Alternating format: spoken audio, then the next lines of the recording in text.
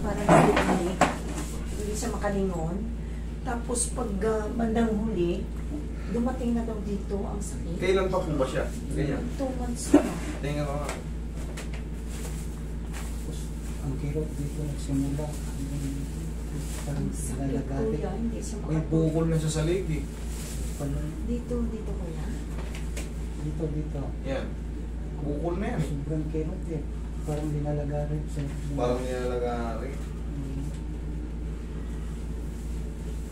Hindi ako makatagal sa ipagtayo kung kakain o kaya tatayo lang ako.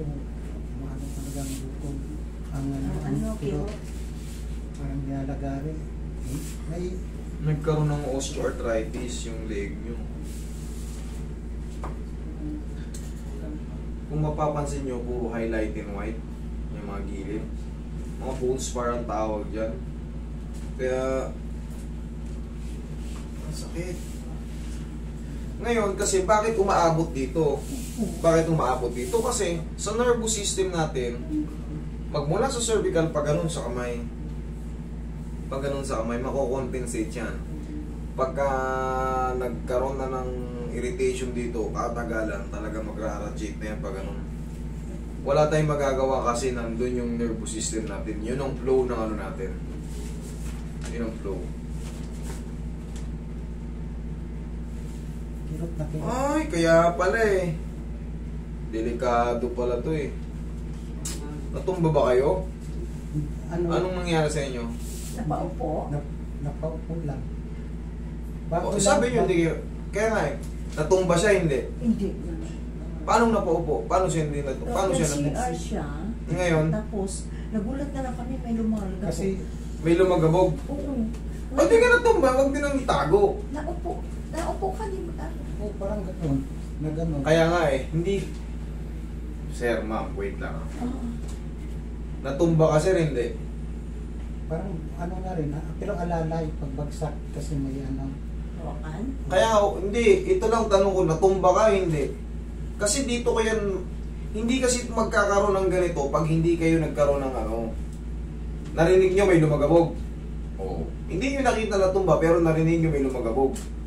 Nasa loob siya ng CR. Anong tumama sa inyo? Napag ganun kayo? Uy! Parang pag gano'n, gano'n. Pag ganun, okay. Bakit? Bakit ko sinasabing ganun? Kasi, hindi basta-basta ito mabibiyak. Hindi ito basta-basta mabibiyak. Kaya pala may bukol siya sa likod eh. Dito, ayan o. Ayan o. Kaya pala meron siyang bukol sa leeg. Ayan o. Nagkaroon ng compression fracture. Kasi hindi ako maliligaw dito, mami. Ito, siyempre matagal na ako dito eh. Alam ko yun, alam ko na yung mga bone structure nyo. Kumbaga, pag may nagbago dyan, kahit hindi nyo sa akin sabihin, kahit itago nyo, kukulitin ko kayong tanungin. Kahit sabihin nyo na alalay lang, pero kita mo nag-react sa kanya. Kasi yun din ang point na to eh. Ito, tignan nyo tayo. Paano ba? O, tignan nyo yan. Tignan nyo to. Tignan nyo yung kasunod, malaki. Tignan nyo yung kasunod, malaki. Tignan nyo yung nasa gitna. Biyak. Ayan o. Pakikita ko kayo ng ano. O, wala. Para perang na cellphone. Yung neck, neck brace. Hindi siya advisable i-cracking. Hindi siya advisable galawin. Pag nabasag yan, maaari siya mag-collapse. Kaya pala sobrang sakit ng dito niya, nagkakaroon ng compression. Kaya nga nasabi ko sa inyo, pag may tama kayo sa cervical, magra-radiate yung pag ganyan. Tingnan mo ha, cervical x-ray. Madali lang naman ano yan eh. Para ma-guide kayo, so kung anong itsura ng ano. Look at the cervical spine anatomy via x-ray. In general, for the cervical spine, there are two views to be taken. The front to back view. Tingnan mo sila magkakasinlaki. They're represented on the screen here. Tingnan mo sila magkakasinlaki. Oh, kita nyo na ha. Side view here. Magkakasinlaki yung kwadrado. The front to back. Ayan o. See that vertebra line up on top of it. Kitang-kita nyo ito, malaki, kwadrado. Kwadrado, malaki. Ito wala talaga. Ngayon, pag in-squeeze ko yan, o pinalagutok ko, o tinraction ko, mababasag tong parang may malit na ano, oh. Kaya may ano siya rito, oh. Ayan, oh. Malamang nakagalingan niya. Pero sir, yung pag ako na, bago lang kasi ako parang bumagsak eh. Yung kinog na dito sir, dito sa leg ko hanggang dito. Opo. Malamang, meron na kayong damage before. Yun ang gusto ni-explain ni sir eh. Nararamdaman ko na to. Nararamdaman niya na to before. Pero nung nabaldog nga siya, sabihin natin, napaganon siya. Pero nakakapit siya, hindi tuluyan talagang ano. Yan na, excuse na natin yung gano'n. Natumba na lang ng bahagya. Pero nagkaroon ng epekto, tay. Ayan, oh. Tay, hindi. Kahit ipatingin nyo to sa, lumapit kayo sa orto. Tanungin nyo sa orto, Dok, kasi sabi sa akin ng therapist, nagbago raw itsura nito eh. Nagbago raw itsura nito. Totoo ba? Mas maganda mag-second opinion kayo. Kung ako yung... Hindi, meron na kayong ganito. Second opinion na ako, magpa-third opinion kayo. Kasi, ito, pagka pinakailaman mo to nang hindi ka marunong or hindi ka nakakaintindi sa mga bone structure ng tao, maaari si tatay mag-collapse. Kasi direct to the brain na yan.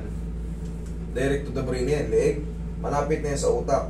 Magkakaroon, baka mag-seizure si tatay. Kaya yung pain na nararamdaman niya, pag ganito na, kirot, parang nilalagari, ang sakit. Kasi basag eh. Pag gumanon ka, nag-i-squeeze, gusto mo yung mong tumagal, iipit yung spinous process. Ito, iipit dito tayo. Yung mga ganito, pag umihiga ka. Yan, kasi... Kaya pag humiga sir, hindi na masyadong tukod na tukod. Sakit na ibsan. Pero pag kailangan talaga, tay, meron na kayo munang ano, neck brace. Yung kay Gloria noon, di ba palagi nyo nakikita si Gloria? Nakaganon. Ang suporta. Ang suporta. Yun ang pinaka-the best. Sa ganito naman, sa akin kayo, lumapit kayo sa akin, yung mga ganito, pagka alam kong wala akong nagawa o na ano ko lang sa iyo, wala kayong babayaran sa akin. Mas maganda, mapunta kayo sa tamang ano, sa tamang paggamutan. Hindi uubra to sa mga bone setting. Okay, ito, paliwanag ko ulit. Ito yung ano, sa nervous system natin. Kita mo yung leg, malapit na sa utak. Kaya magra-radiate yan sa kamay. Sira yung dito niya, gaganon talaga yan, katagalan. Kaya yung nararamdaman yan, talaga parang nilalagari. Ang sakit ang kirot. Kasi nga meron ng damage. Habang napuputput to, pag ginalaw to, wala, magsisisyo. Baka magkulot. Baka mag-ano si tatay. I'm sorry, pero pansamantala, bilihan nyo muna. Ay. Tama? Yan o. Okay? Sige po, ingat kayo. Tiis-tiis lang muna. Mag-ano kayo ng pain reliever. O, bili kayo ng ano nun para kahit papano. Tapos, huwag mong titigasan yung haplos. Ganun-ganun lang mo. Parang ganun-ganun lang. Bili kayo ng bawa, ganyan-ganyan lang muna. Okay? Sige tayo. Pagaling kayo. Okay, matakot dyan. Maano rin yan. Maghihilom din yan. Kaso, hindi nga lang overnight. Siguro mga ilang buwan. Okay? Ay. Sige ha. Pagaling kayo. Para okay na to pa sila.